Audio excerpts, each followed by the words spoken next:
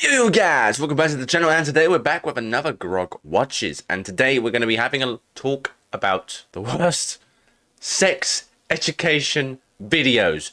Can we all cast our minds back to like secondary school and you had those PSHE or E sex education in school was probably the most useless thing ever. They practically said if you have sex with someone, you're going to die.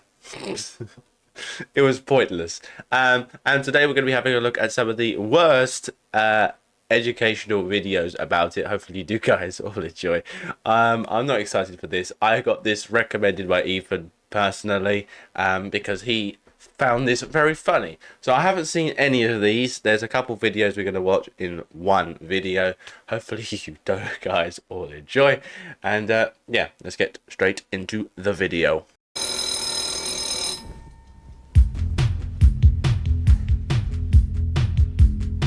Okay, I phrased it on the wrong thing. But can we just say that this lady looks like she was just born? How does she know anything about how to be safe with sex and things like that? Anyway, prepare yourselves because apparently this is a 1980s Irish Catholic type of shit. So prepare yourselves.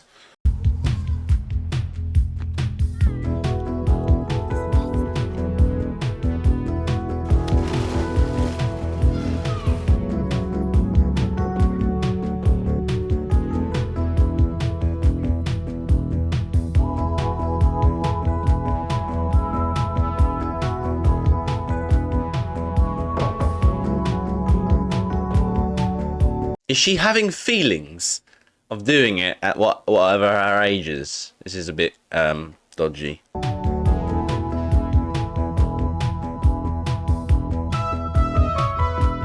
Hello, I'm Angela, and over the next few sessions, we're going to be together talking about you growing up, your body, its changes, and a lot more. And I think you're going to find it fascinating.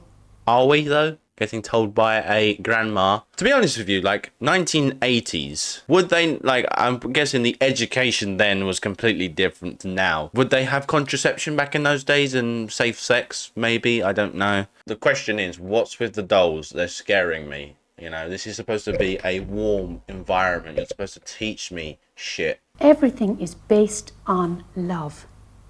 And the person who loves us most of all is God. So let's start by asking him to help us to understand about it. God, can I please have sex tonight? He hasn't said no, and he hasn't said yes. Dear Lord, I want to invite you to be with us as we talk together about growing up. Because you are the inventor of people. You are the one best able to understand us and help us to understand and love one another.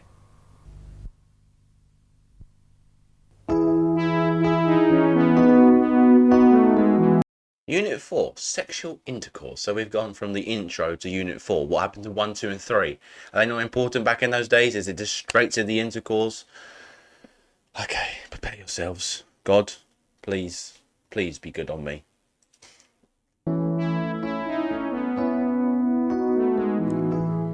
So this is the newlywed couple here, and they're showing their love for each other by lovemaking.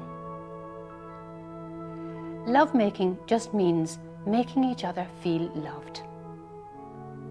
How do you make a person feel loved? Well, you give them kisses and hugs and you hold them close. But between a man and a woman, it's a bit different.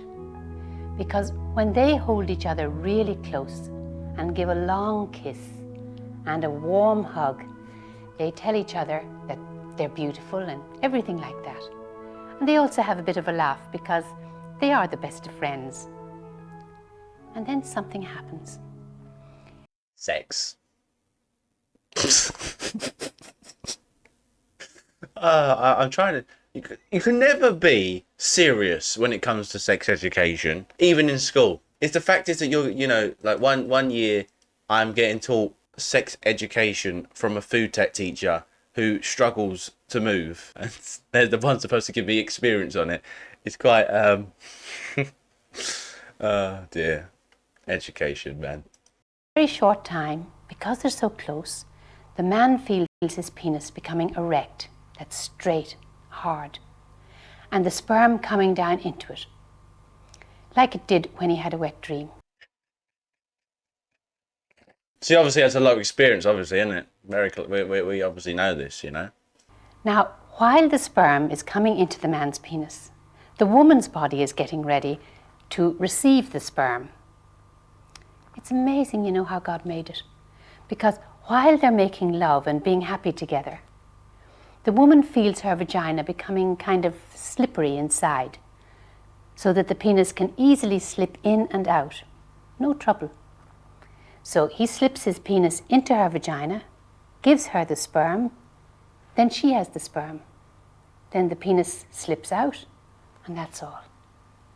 And that's called sexual intercourse. Some people call it having sex. Nobody says, right, babes, we're going to go down to the pub and then we're going to get home and have sexual intercourse. No, we're going to get down and have sex. That's what they practically say. Come on.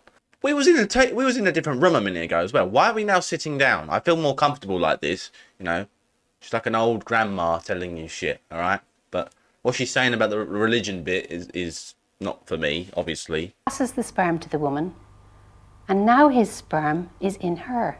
Maybe you're wondering if a mistake could be made and a man could pass water instead of semen and sperm when having sexual intercourse. But that can't happen, because there's a valve which closes to stop the urine coming when sexual intercourse is taking place. Now, possibly you're saying to yourself, oh, I'll never do that, it's awful. Because, you know, when you hear about it first, it sounds very strange. But God has made it really lovely, an exciting and pleasant feeling. Well, to be honest with you, yes, it could be exciting. Some people might think, oh, sex is neat. I need to have sex. Is an accomplishment. You know, if you haven't done it, this certain X, Y, and Z, like, oh, you know, this is this and that. But also, you know, yes, it could be an accomplishment. Yes, God has made it feel nice and shit like that. But, you know, there's a lot of shit in the news recently about, you know, Christian priests, noncing people, you know, some dirty old people. We've been talking a lot about AIDS, and you've been hearing about AIDS in the newspaper, you've heard it on the radio, television, and some of you have even had classes on AIDS and what it's all about. So I'm going to ask you some questions and find out what you know about the virus. First of all, what does the term AIDS stand for? Yeah? Acquired immune deficiency syndrome. Acquired immune deficiency syndrome, right.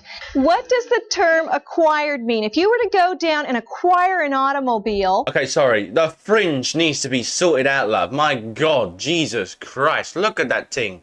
It's like a bloody hill. Sorry. That's not the main purpose of this thing. They're talking about AIDS, which is a serious thing. And again, back in the 90s, back in the 80s, they didn't know this thing.